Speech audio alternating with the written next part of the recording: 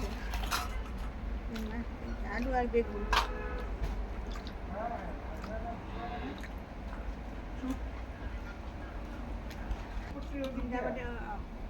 জলে ভেজানো ছিল কিছুক্ষণ, এই যখন তুলে নিলাম, ধোয়াই আছে, এক দুই ধোয়া হয়েছে, এটা আরেক ধোয়া দিলাম দেখানোর জন্য।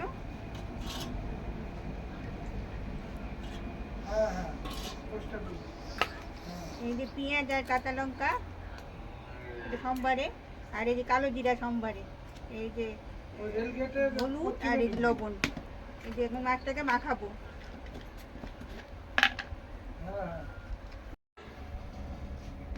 মাছটাকে এবার লবণ হলুদ দিয়ে মাখাবো। এই যে লবণ হলুদ দিয়ে মেখে কিছুক্ষণ রাখবো, মেখে ঢেকে রাখবো। কড়াই একটু গরম করে নিয়েছি, তারপরে তেল দিলাম, তেল দিয়ে মাছ ভাজবো। তেলটা গরম হোক। এবারে যে মাছগুলো, তেল গরম হয়েছে, এবার মাছগুলো থাকবো।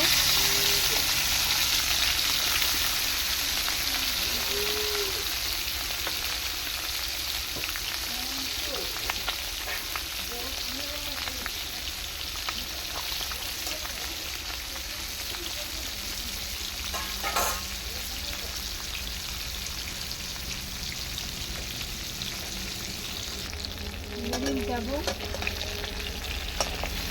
হওয়ার পর উল্টালাম।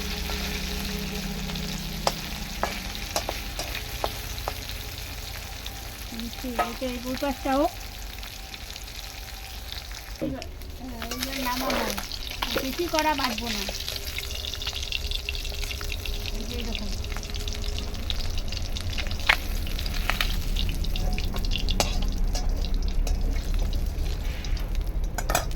এরপরে বাকি মাছটি দিয়ে দেবো।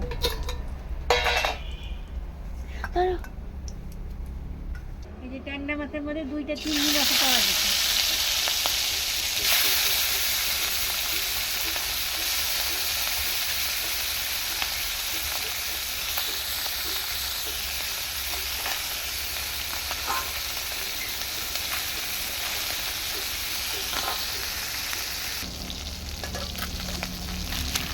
উল্টাইলাম।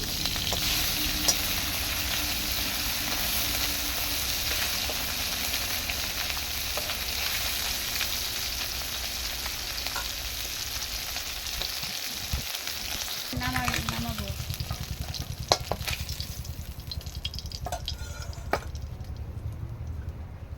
সামান্য একটু তেল দেবো, সামান্য।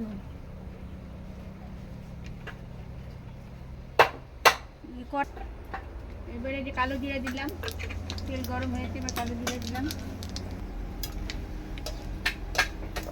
একটু কালো জিরা এটা হলো 1 মিনিটের মতন। তারপরে যে একটু ভাজা হলো, তারপরে যে লঙ্কা আর পেঁয়াজ দিলাম। লঙ্কাটা ফাড়া দিয়ে এটা একটু ভাজা ভাজা হবে, সামান্য, বেশিও না।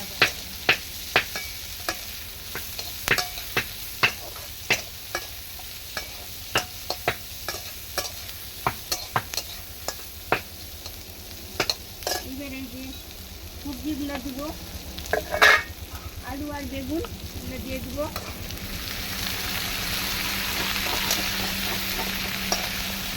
এটার মধ্যে পেঁয়াজটা বেশি ভাজতে লাগবে। এরপরে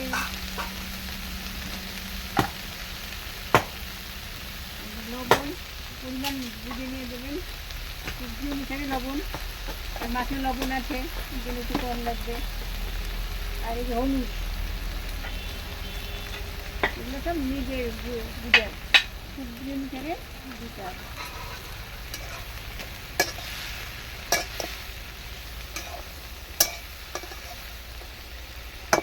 এরপরে সামান্য একটু জল দিব।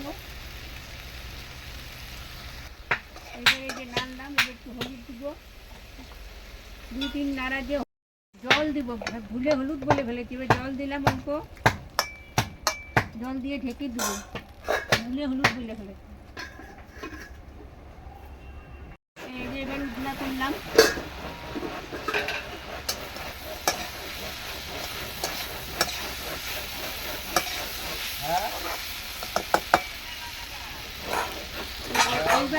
পরিমাণ মতন জল দেবো, যার যেরকম লাগবে। এবার আর ঢাকবো না।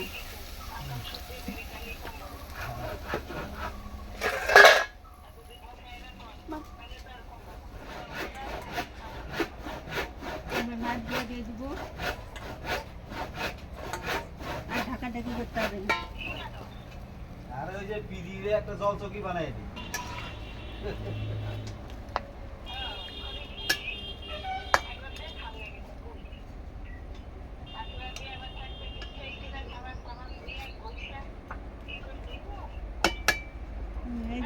এবার আর ঢাকবো না। এবার এই যে উতাল আসলে নামাই ফেলবো। যার যেরকম ঝোল লাগবে, শুকনাও করতে পারেন, আমার একটু ঝোলাও করতে পারেন। এই যে এইভাবেই নামাবেন। আমি এভাবে নামাচ্ছি, আরও শুকালে ইচ্ছা হলে শুকাবেন। যেটা ডাল থাকলে আরও শুকাতো, ডালের সাথে খায়। এবার নামাবো। এই যে আজকে আমাদের হয়ে গেছে ট্যাংরা মাছের চচ্চড়ি। চচ্চড়ি বলতে কি, যে ট্যাংরা মাছের চচ্চড়ি আমি একটু ঝোলা ঝোলা নামাইছি, আর একটু শুকাইলেও হয়তো পারেন, এরকম রাখতে পারেন। এই হলো আজকে রেসিপি। সুস্থ থাকুন, ভালো থাকুন, লাইক কমেন্ট শেয়ার করবেন। আর পরের রেসিপি এলে আবার হাজির।